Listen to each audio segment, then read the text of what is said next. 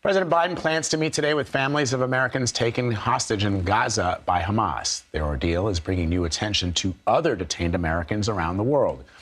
We have the story of one man held by the Taliban in Afghanistan for the last 16 months and his family's plea for his release. In her first TV interview, his wife spoke with CBS News chief foreign affairs correspondent and Face the Nation moderator Margaret Brennan. And Margaret is joining us now. Margaret, it's really good to see you. It's great to be with you.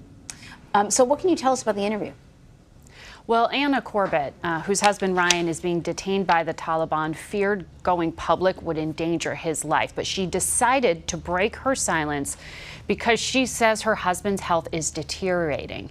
And now the U.S. is regularly meeting with the Taliban. And she wants President Biden to make bringing home an American his top priority.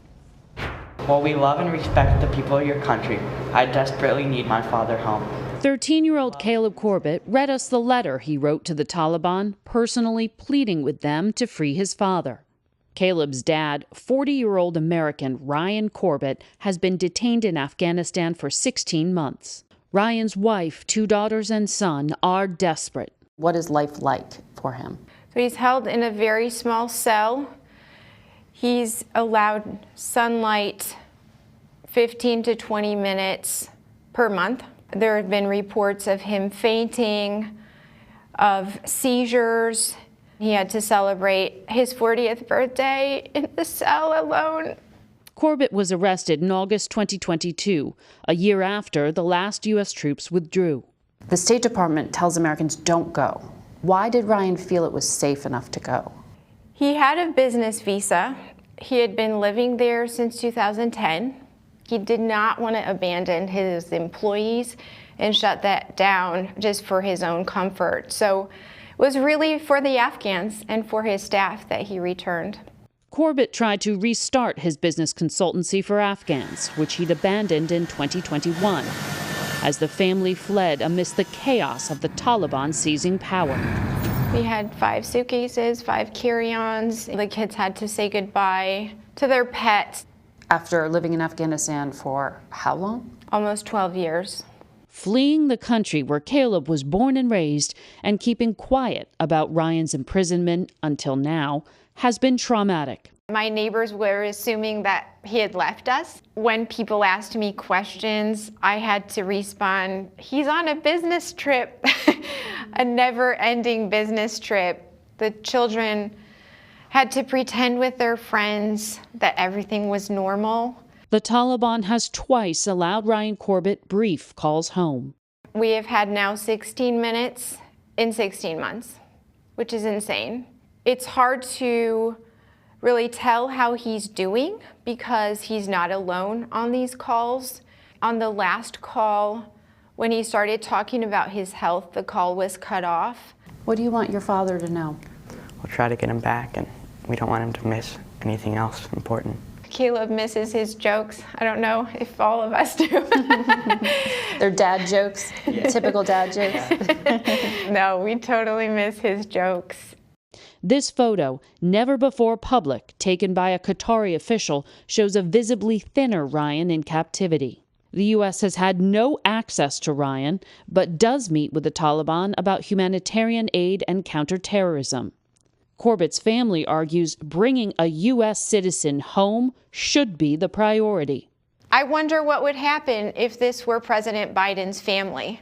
What more could be done? It does not make sense to move on with any policies or any strengthening relationship with the Taliban until this is resolved. Yesterday in Doha, the top State Department envoy Tom West met with a Taliban official and raised the cases of at least 3 wrongfully detained Americans, including Ryan Corbett, according to the State Department. Now, last September, the Taliban did conduct a prisoner swap with the U.S.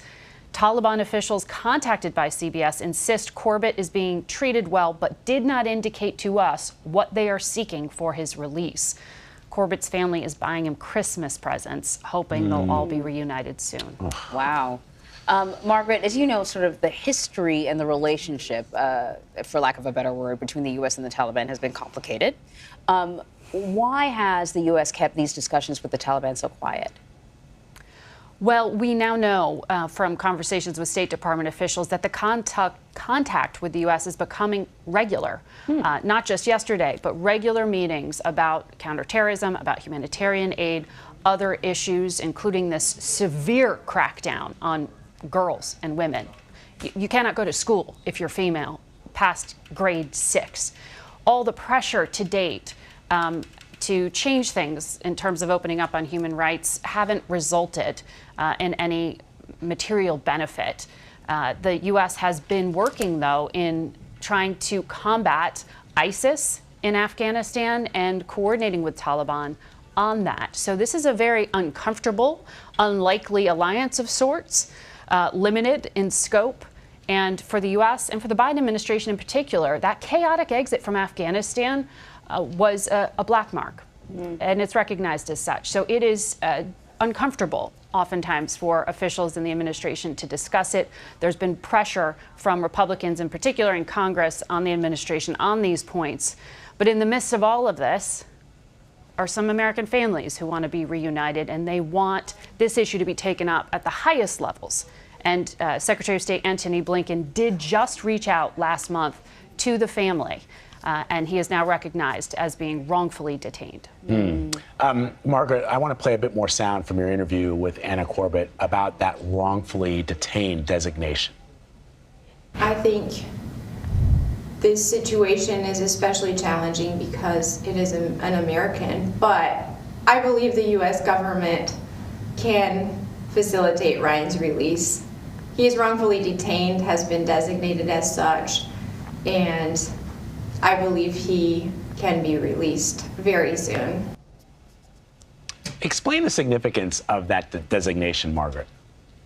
So to be designated as wrongfully detained by the State Department helps provide the full weight of resources for diplomats. It's recognition that was codified through this Robert Levinson Act, if you remember that FBI official who disappeared in Iran years ago.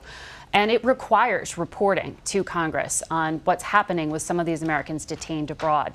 And to get it, the State Department has to look through the evidence and say that you aren't guilty of what you're being accused of. So it does help provide some of that pressure.